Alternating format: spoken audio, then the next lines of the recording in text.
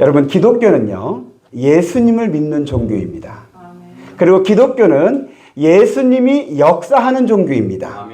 그리고 기독교는 예수님이 주인인 종교입니다. 기독교에서는 결코 그 어떤 사람도 주인공이 될 수가 없습니다. 아무리 훌륭하고 아무리 많은 업적을 했다 할지라도 그 사람이 주인공이 될 수가 없습니다. 제가 왜 이 말을 지금 설교 서론에 이 말을 하냐면은 저의 개인적인 경험 때문에 그렇습니다. 이제 주중에 오늘 말씀을 이제 어떤 말씀을 전할지 묵상하고 또 성경을 이제 보는 시간들이 있는데 한 목요일쯤이었을까요? 제가 이제 오늘 본문 말씀을 인터넷 AI에다가 한번 물어봤어요. AI가 뭐냐면 인공지능인데요. AI에게 이 본문으로 설교문을 하나 작성해 줘 이렇게 검색을 했어요. 요즘은 AI를 활용하는 목회를 좀 요즘 세미나도 있고 막 그러기도 하고 또 감리사 활동으로 조금 바쁜 와중에서 좀 시간 좀 절약하고자 해서 AI 도움을 좀 받으려고 검색을 했어요. 그랬더니 AI가 한 10초도 안 돼서 설교문 하나를 딱 그 화면에 띄워주더라고요. 10초도 안 걸린 것 같아요. 저는 이거 몇 시간 걸려야 하는 건데 AI는 10초도 안 걸려서 딱 해주는데 이제 그 내용이 뭐냐면은 베드로의 신앙과 베드로의 사랑과 베드로의 열정으로 기적이 일어난 사건으로 이 설교문을 작성해 놨어요. 근데 그 내용이 굉장히 깔끔하고 또 스마트해요. 그래서 유혹이 되더라고요. 이대로 하고 싶다라는. 그래서 사실 처음에는 그걸 가지고 설교문을 작성했습니다. 제가 고백하건대 저도 설교 좀 스마트하고 좀 깔끔하게 설교하고 싶어서 그리고 또 쉽게 하고 싶은 마음도 있고 또 이 내용도 좀 좋아 보여서 AI에게 적어준 것을 갖고 좀 몇 가지 수정도 하고 더하기도 해서 설교문을 작성을 했었습니다. 그러다가 어제 오후에 또 주님이 제게 말씀을 하시는 거예요. 마음에 찔림이 있더라고요. 예전에 한번 제가 이런 경험이 있다고 말씀드렸죠. 제가 준비했던 것을 하나님께서 그건 내 설교 아니다라고 하셨던 그때 그 이후로 하나님이 이거 내 설교 아니다 하면은 저 정말 두려웠거든요. 근데 어제는 그렇게까지 말씀하진 않으시고 마음에 찔림이 있는 거예요. 이렇게 하면 안 되겠다라는. 근데 왜 그런 찔림이 도대체 뭐냐? 내가 AI를 물어봐서 AI를 의지해서냐? 물론 그것도 있죠. 이거 문제죠. 이거 이렇게 되면 이제 설교 이상해져 갑니다. 이제 AI가 설교문 다 작성해주면 이제 이상해져 갑니다. 근데 그것도 있지만 AI가 쓴 설교문이 이게 좀 좋아 보여서 그걸 인용한 내용 뭐냐면 그 AI가 적어준 설교문은 베드로가 주인공이에요. 베드로의 신앙, 베드로의 사랑, 베드로의 열정으로 이 애니야가 고침받았다. 뭐 이렇게 해놓은 것이 좋아 보였던 이것이 문제였어요. 그러면서 제 마음에 이런 감동이 있는 거예요. 예수를 증거하라고. 오늘 본문 말씀은요, 베드로를 증거하려고 기록한 말씀이 아니에요. 베드로에게 이런 능력이 있다. 베드로가 이렇게 해서 이런 능력을 행했다. 이걸 말하고자 하는 게 아니에요. 오늘 말씀은 오늘도 분명하게 예수님을 증거하려고 우리에게 주신 말씀이에요. 물론 베드로를 통해서 예수님이 활동하셨어요. 예수님이 역사하셨어요. 그러나 베드로만 보면은 이것은 우리의 손해예요. 그래서 여러분들이 오늘 본문 말씀 보면서 베드로처럼 우리가 사랑하고 베드로처럼 우리가 예수님을 믿고 베드로처럼 우리가 신앙의 열정을 가지면 우리의 신앙생활 가운데 이런 기적이 일어날 수 있다. 이렇게 생각하면은 여러분들이 AI의 함정에 빠지는 거예요. 그렇게 하지 마시고 하나님께서 제 마음에 주신 감동대로 저는 베드로를 증거하려고 하는 것이 아니라 예수님을 증거하려고 온 설교합니다. 여러분들이 알고 있는 예수님, 이미 많이 들었던 예수님이기도 하지만 다시 한번 오늘 저는 예수님을 증거합니다. 여러분들이 설교를 들으면서 예배전 찬양의 마지막 찬양에 예수로 충만하네라는 그 찬양의 가사처럼 여러분들의 가슴에 예수로 충만해지는 이 시간 되기를 원합니다. 그리고 우리 박을승 권사님이 기도하신 것처럼 예수님이 우리의 소망임을, 그리고 예수 구원이 우리의 소망임을 깨닫고 그 소망을 품고 사는 저와 여러분들이 되실 수 있게 되기를 바랍니다. 그래서 오늘 말씀의 제목은 예수가 소망이다입니다. 다시 한번 따라서 해주시기 바랍니다. 예수가 소망이다. 자, 우리 32절의 말씀을 한 번 더 보겠습니다. 32절이요. 시작. 그때에 베드로가 사방으로 두루 다니다가 루다에 사는 성도들에게도 내려갔더니, 자, 여기서 이제 32절은 그때로부터 시작이 됩니다. 그때가 어느 때냐? 1차적으로는 앞에 절 31절을 말하고 있습니다. 교회가 평안해지고 든든히 서가고 믿는 자가 더 많아지고 있는 때, 더할 나위 없이 좋은 때. 우리 양문교회도 이런 때가 임하기를 소망합니다. 아멘. 그런데 여러분, 그때는 이 31절만 말하고 있는 것이 아니라 그 앞에도 사실은 의미하고 있습니다. 그게 뭐냐면 교회의 박해자였던 사울이 예수님을 만나서 회심하고 예수 믿는 자가 될 뿐만 아니라 예수님을 증거하는 자가 되었습니다. 그가 다메섹에서부터 예루살렘에까지 예수님이 그리스도이시다, 예수님이 하나님의 아들이시다라고 증거했습니다. 유대인들이 사울이 전하는 것을 듣기 싫어서 사울을 죽이려고 했음에도 불구하고 사울은 꿋꿋하게 예수님을 증거하고 있는 그때, 비록 유대인의 그 죽이려고 하는 계획 때문에 사울이 예루살렘에서 피신하여서 고향 다소로 피난 갔은 그때, 이때를 말하고 있습니다. 다시 말해서 여기 32절의 그때는 사울이 회심하고 교회가 평안하고 교회가 부흥되어져 가는 때를 말합니다. 근데 이 모든 것은 누가 하신 것일까요? 예수님이 하신 겁니다. 여러분들, 우리가 사울의 회심을 보셔서 아시겠지만 사울을 만난 것은 누구였어요? 예수님이셨어요. 교회를 평안하게 하고 교회를 부흥케 하시는 것도 역시 예수님이십니다. 그래서 여기서 그때는 예수님이 역사하는 때입니다. 아멘. 할렐루야. 아멘. 기독교의 참된 모습은 예수님이 역사하는 모습입니다. 사람들이 계획하고 수고하고 애쓰고 겉으로 보이는 그 모든 것이 기독교처럼 보이지만은 아닙니다. 진짜 기독교는 예수님이 역사하는 모습이 진짜 기독교입니다. 우리 양문교회에 예수님이 역사하는 모습들이, 은혜들이 넘쳐나게 되기를 소망합니다.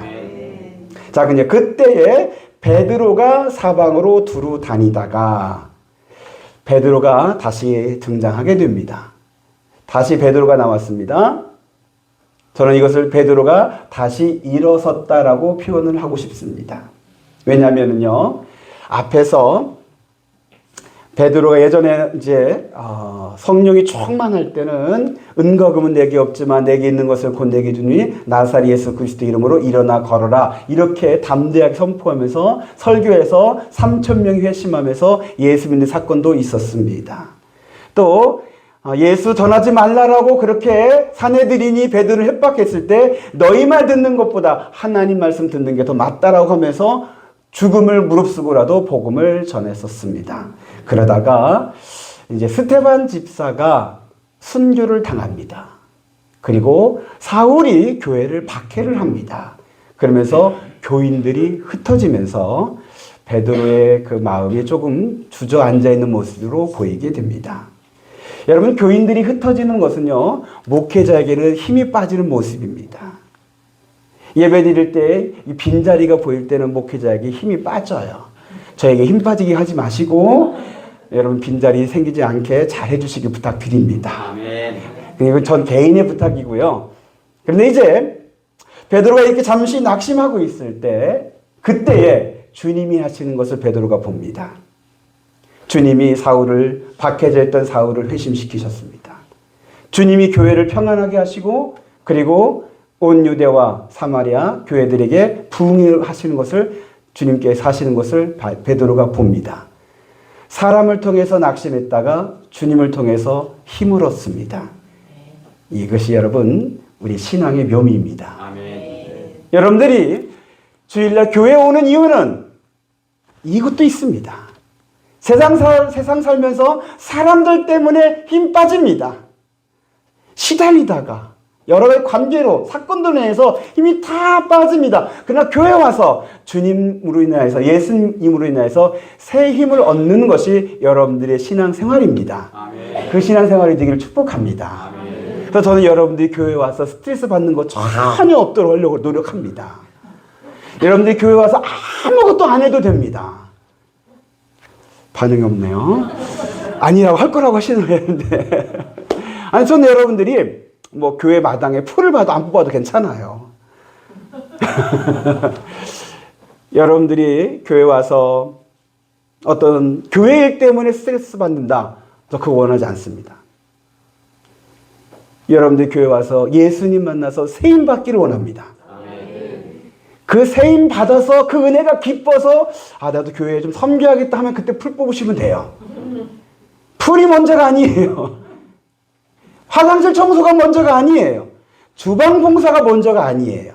예수님 만나는 게 먼저예요. 아멘. 예수님에게서 새 힘 얻는 게 먼저예요. 아멘. 여러분들에게 그 은혜가 임하길 바랍니다. 아멘. 그래서 베드로가 주님으로부터 새 힘을 받았어요. 다시 일어났어요. 그리고 나서 이제 유대로 가서 사람들을 만나게 됩니다. 근데 어디로 가느냐? 루다에 사는 성도들에게도 내려갔더니라고 했습니다. 루다라는 곳은 어디냐면 유다 평야에 있는 작은 마을입니다. 다른 말로 하면 샤론 평화라는 곳인데 샤론의 꾼 예수라는 그 샤론이 이 샤론 평화를 말합니다. 근데 이 루다가 그 평야 지역에 있는 작은 마을인데 그곳에 있는 누굴 만났어요? 성도들을 만났습니다. 안 믿는 사람들을 만나서 전도하려고 했던 게 아니라 그곳에 사는 성도들을 만나서 신방하러 가는 겁니다. 여기서 이 성도들을 만났다는 게 또 다른 힌트가 되는데 이제 다음 절에 33절에 애니야가 예수 믿는 사람이냐 아니냐의 논쟁거리가 있어요. 근데 이 성도들을 만났다는 걸 통해서 우리가 알 수 있는 건 뭐예요? 애니야도 예수 믿는 사람이라는 거예요.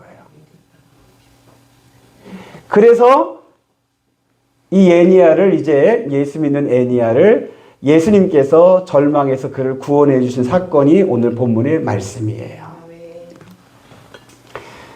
주님 만났을 때 은혜가 임합니다. 아멘. 여러분 교회 와서 사람만 만나지 마시고 예수님 만나게 되기를 축복합니다. 아멘.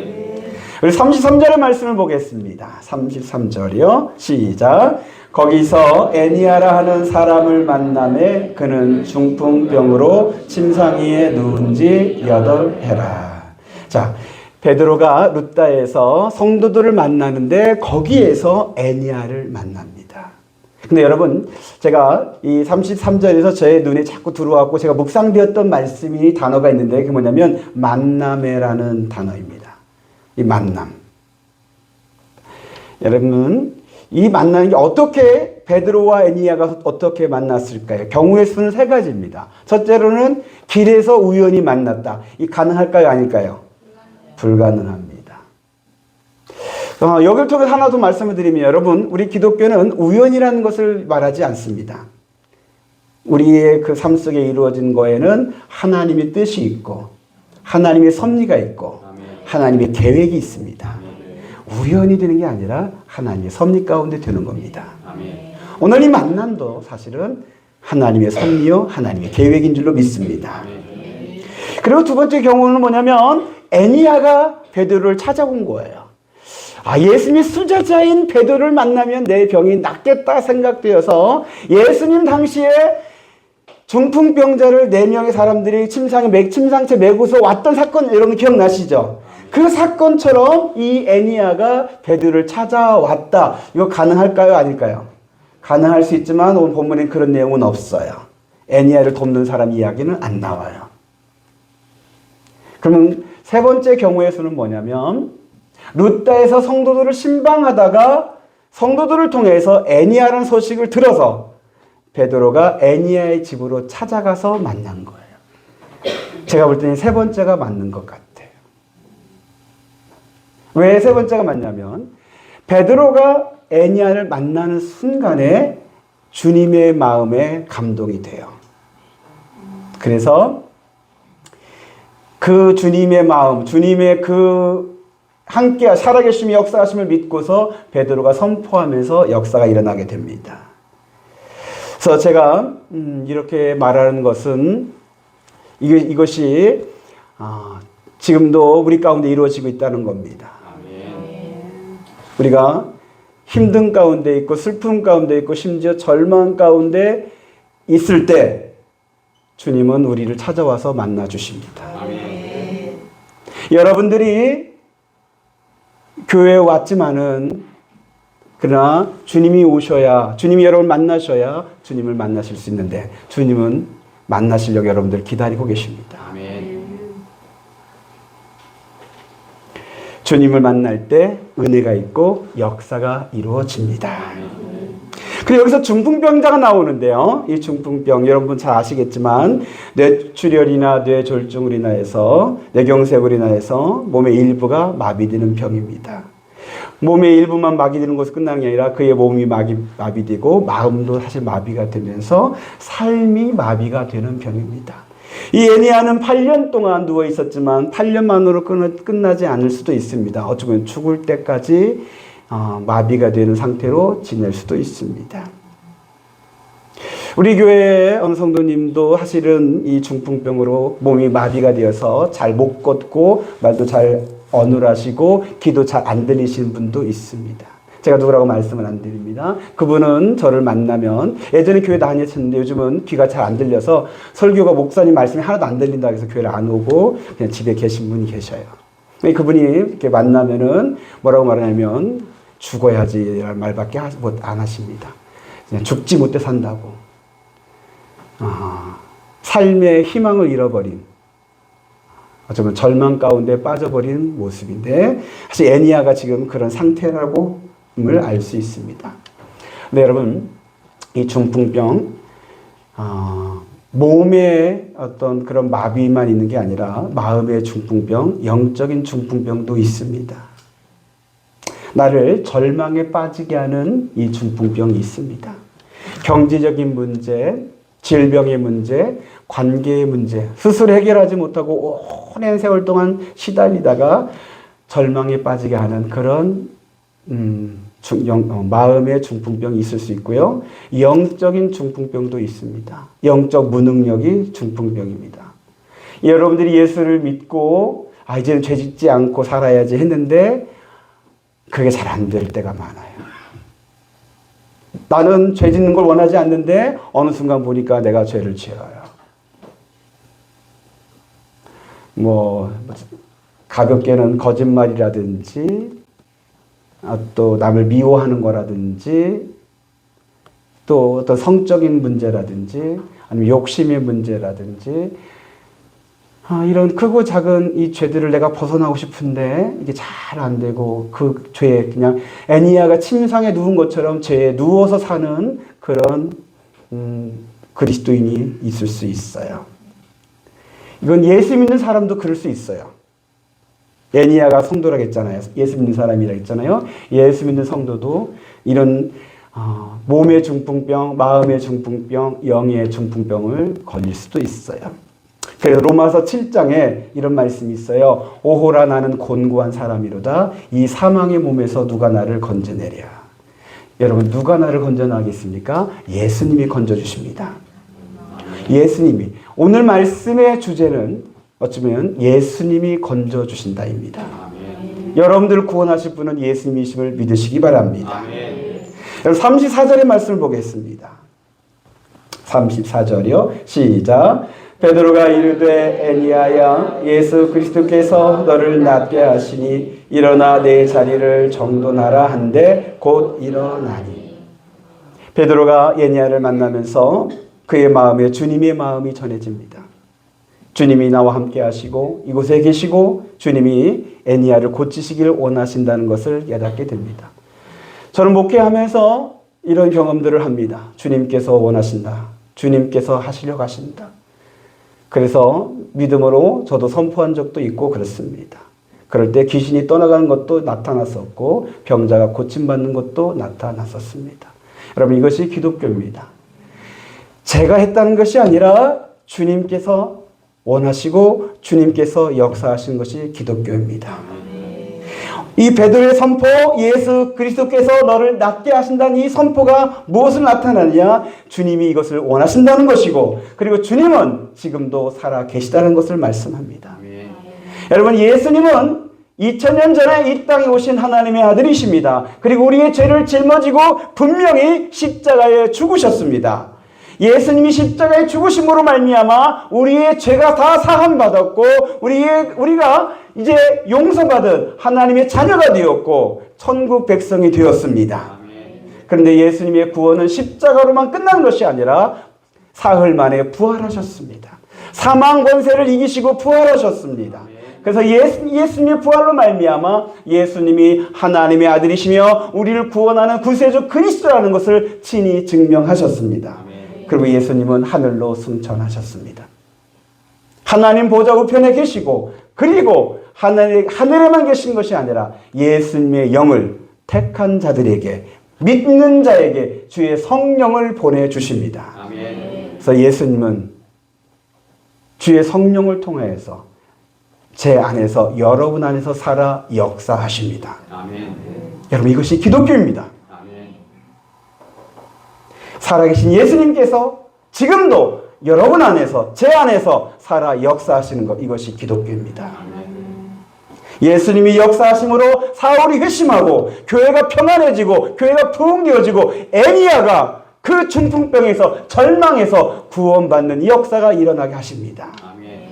예수님이 하시면 됩니다. 한번 따라서 해주시기 바랍니다. 예수님이 하시면 된다. 우리 옆 사람에게 이렇게 고백하겠습니다. 예수님이 하시면 됩니다. 예수님이 하시면 됩니다. 35절의 말씀을 보겠습니다. 35절이요.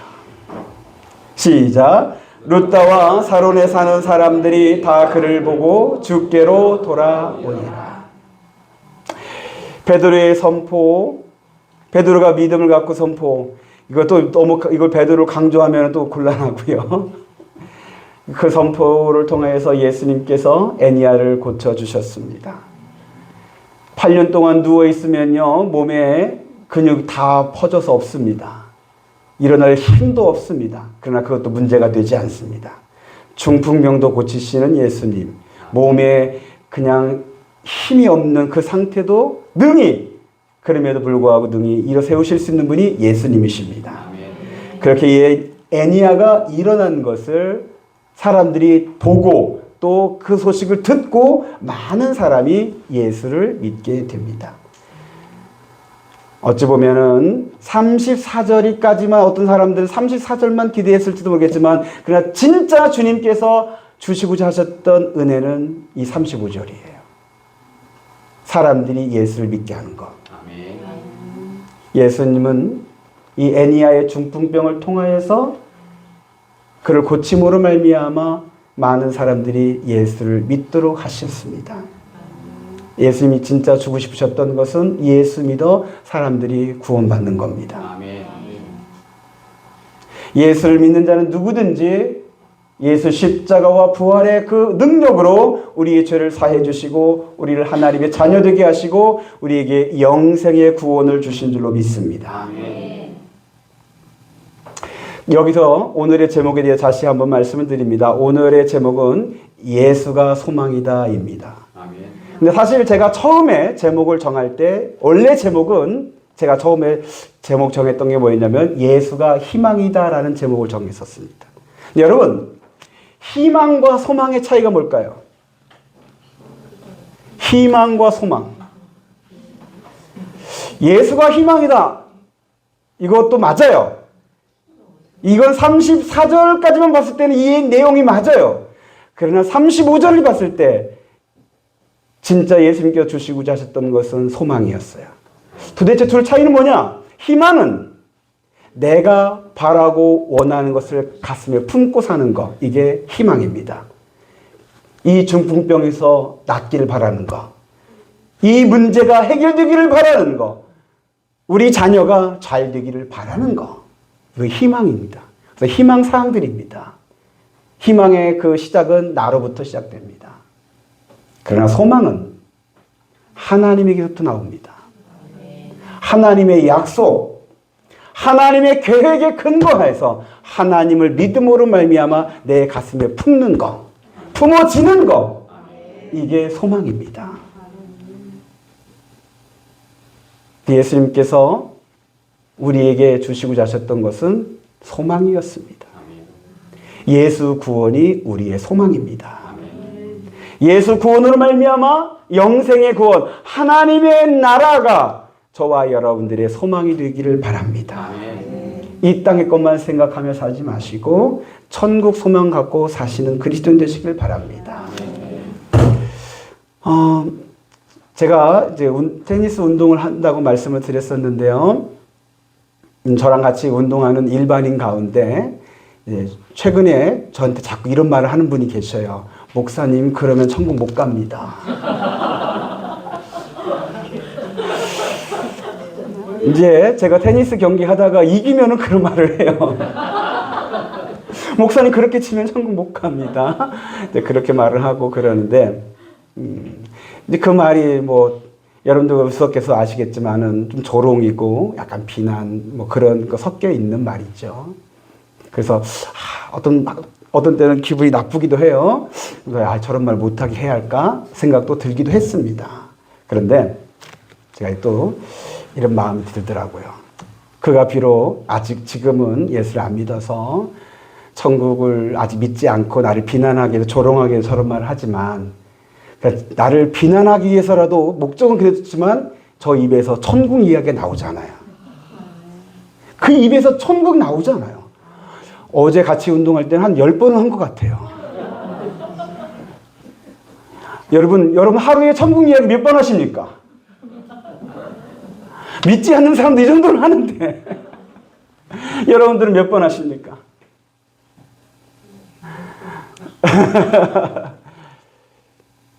그래서 제가 기도했습니다. 그분이 저렇게 입으로 천국 얘기하다가 실제 천국이 믿어지게 주옵소서. 그래서 저에게 목사님, 제가 어떻게 해야 천국 갈 수 있습니까? 묻는 날이 오게 주옵소서. 예수님께서 진짜 우리에게 주고 싶으셨던 것은 하나님 나라였습니다. 우리가 예수 믿으면서 34절에 그냥 우리의 이 문제만 해결되기를 바라면서 신앙생활을 한다면 그건 예수님이 우리의 희망이다라고 해도 괜찮습니다. 그러나 여러분, 우리의 신앙은 희망이 아니라 희망을 넘어서 주님께서 주시고자 하시는 소망에까지 이르러야 합니다. 구원의 소망, 천국의 소망까지 이르셔서 그것을 품고 사셔야 합니다. 사랑하는 성도 여러분, 예수님이 우리의 소망이십니다. 예수님은 지금도 살아계셔서 우리 가운데 역사하십니다. 그래서 여러분들이 잘 되기를 도와주십니다. 여러분들의 병을 고치실 수도 있으시고, 여러분들의 문제를 해결해 주실 수도 있으시고, 여러분들의 희망을 이루어 주실 수도 있습니다. 그러나 그것이 전부가 아니라, 끝이 아니라 주님께서 진짜 죽으셨던 예수 구원, 하나님의 나라를 소망 중에 품으시길 바랍니다. 여러분들이 하나님의 자녀로 하나님의 나라를 누리며 살다가 다 하나님의 나라에 들어가는 주의 복된 자녀들이, 양문 가족들이 다 되시기를 우리 주 예수 그리스도의 이름으로 축복합니다.